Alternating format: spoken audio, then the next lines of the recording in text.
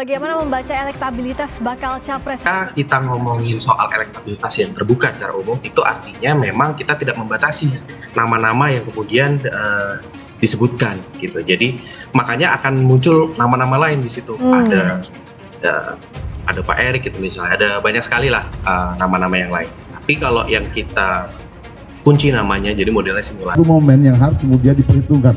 Momentumnya, waktunya, itu harus diperhitungkan, timingnya harus diperhitungkan. Karena politik itu bukan persoalan pintar dan bodoh, hebat dan tidak hebat. Ada kekhawatiran tentang caleg-caleg yang mungkin dapat perlakuan tidak fair.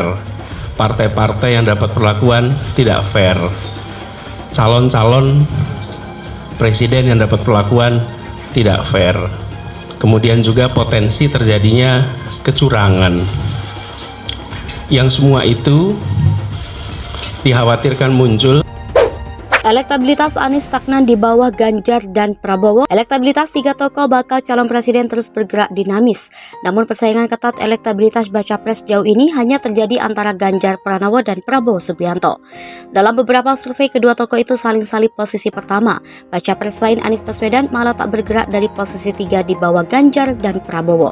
Survei Polmark Indonesia periode 23 Januari sampai 19 Maret 2023, elektabilitas Ganjar tertinggi dengan angka 22,8%, disusul Prabowo Subianto 17,4% dan Anies 13,9%. Survei Polmark Indonesia melibatkan 62.480 responden di 78 daerah pemilihan yang tersebar di berbagai wilayah Indonesia. Para responden dipilih dengan metode multisig random sampling. Kemudian survei Indobarometer periode 12 sampai 24 Februari 2023 mencatat elektabilitas Ganjar di posisi pertama dengan 30,3%, disusul Prabowo dengan 28,4% dan Anies dengan 25,3%. Survei ini digelar di 33 provinsi dan melibatkan 1.230 responden. Tingkat kepercayaan survei ini 95% dengan margin of error kurang lebih 2,9%. Dan keunggulan ini kan masih dalam margin of error ya. Jadi kita melihatnya itu adalah bagaimana akhirnya Ganjar yang sebelumnya itu sudah cukup jauh meninggalkan, kemudian bisa nih dikejar oleh elektabilitas Pak Subianto. Nah, ada dua perbedaan ya, yang tadi soal head to head, kemudian yang pertama tadi soal elektabilitas. Ini kita dua model pertanyaan yang berbeda. Ketika kita ngomongin soal elektabilitas yang terbuka secara umum, itu artinya memang kita tidak membatasi nama-nama yang kemudian disebutkan gitu. Jadi makanya akan muncul nama-nama lain di situ. Ada Pak Erik gitu misalnya, ada banyak sekali lah nama-nama yang lain. Tapi kalau yang kita kunci namanya, jadi modelnya simulasi itu yang 3 calon presiden itu saja gitu. Jadi sehingga angkanya sangat mungkin ada perbedaan. Tapi yang jadi highlight memang kontestasi yang semakin menarik, yang semakin kompetitif lah. Dalam simulasi 20 nama yang dilakukan Poltreking Indonesia, elektabilitas Prabowo pada posisi teratas dengan 28,8%. Posisi kedua ditempati Ganjar dengan 27,5%. Lagi-lagi Anies berada di posisi ketiga dengan 19,3%. Survei ini dilakukan sebelum Ganjar Pranowo dideklarasikan sebagai kandidat capres oleh PDIP. Sedangkan dalam simulasi 3 nama capres, hasil survei indikator politik Indonesia, elektabilitas Ganjar berada di posisi pertama dengan 34%. Prabowo di urutan kedua dengan elektabilitas 31,7% dan Anies duduk di posisi ketiga pada perolehan 25,2%. Survei dirilis 30 April lalu. Survei indikator politik juga menyajikan simulasi 6 pasangan cawapres dan Ganjar, Prabowo dan Anies. Dalam 6 simulasi itu, Prabowo dan Ganjar bersaing sementara Anies selalu di urutan ketiga dengan siapapun pasangan cawapresnya. Lantas mengapa Anies selalu duduk di posisi terakhir dalam 3 besar nama capres di sejumlah survei?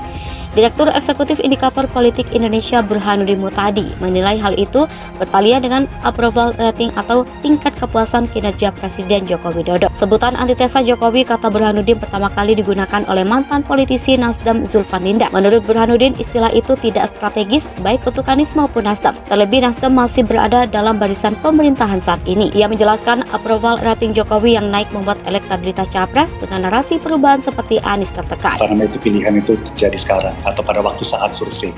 Mengingat masih 8 bulan kita harus kerja, itu dia saya rasa saya menyuarakan apa yang tadi Mas Arief juga sempat mengatakan, bahwa kita juga menggunakan selain parameter-parameter lain, survei-survei ini sebagai bahan untuk kita mengevaluasi internal juga, apakah itu pergerakan partai politik, apakah itu relawan.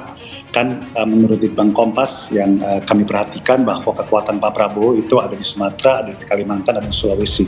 Sedangkan Pak Ganjar itu mempunyai kekuatan cenderung di Jawa dan di NTT Bali. Nah ini di Nusa Tenggara dan Bali. Nah ini saya rasa akan menjadi bagian dari tadi ikhtiar kami yang saya katakan di awal untuk terus memperkuat kerja kami di akar rumput, ya, kita memperkuat basis-basis kami, struktur partai, apakah itu pusat, apakah itu DPD maupun kabupaten kota, sampai ke desa-desa, itu kita terus merapatkan barisan. Juga dengan hadirnya sekarang relawan-relawan yang terus juga berdatang kepada kami menyatakan dukungannya kepada Pak Prabowo, ini yang terus akan kami koordinir, dan kami menggunakan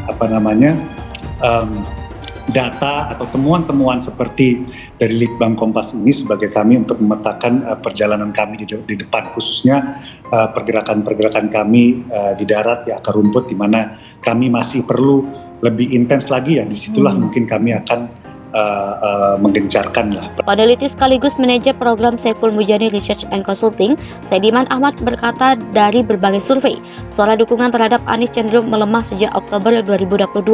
Saidiman menyebut terdapat sejumlah penjelasan yang mendasari hal tersebut. Lalu, ia mengatakan Anies melakukan sosialisasi yang cukup masif sejak Oktober 2022 pasca deklarasi oleh Nasdem. Kendati demikian, Saidiman menilai sosialisasi di mana Anies sudah cukup populer. Menurut Saidiman, langkah itu tidak menambah dikenalan Anies. Alasan ketiga yang disebut Saidiman adalah adanya peningkatan suara dalam dan dukungan pada kompetitor, terutama Prabowo dan Ganjar.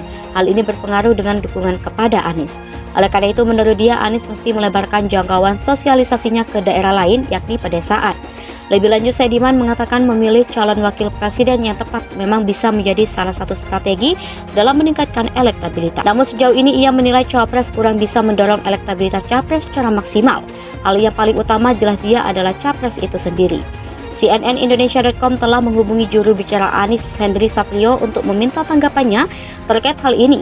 Namun pesan maupun telepon yang dikirim belum dapat respons hingga berita ini naik. Nasdem selaku salah satu partai pengusung Anies bersama PKS dan Demokrat mengaku tak khawatir elektabilitas Anies masih berada di bawah Ganjar Pranowo dan Prabowo Subianto. Ketua DPP Partai Nasdem Teuku Taufikul Hadi menjelaskan pihaknya belum masuk ke daerah-daerah di berbagai wilayah Indonesia untuk mengenalkan Anies. Ia mengatakan belakangan ini baru memperkenalkan Anies di kawasan Jabar dan Banten serta beberapa daerah di luar Jawa secara terbatas.